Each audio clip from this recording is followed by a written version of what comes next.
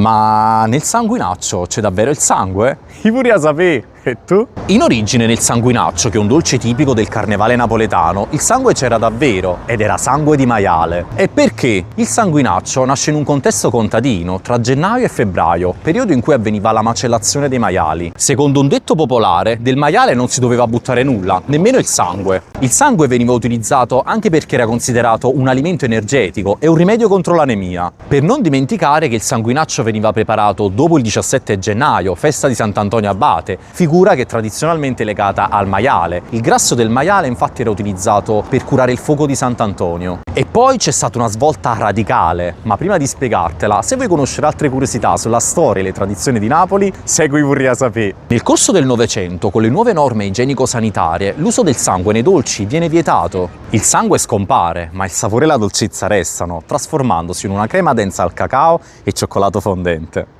E anche questo dolce racconta la storia e l'ingegno di Napoli. E a te il sanguinaccio piace?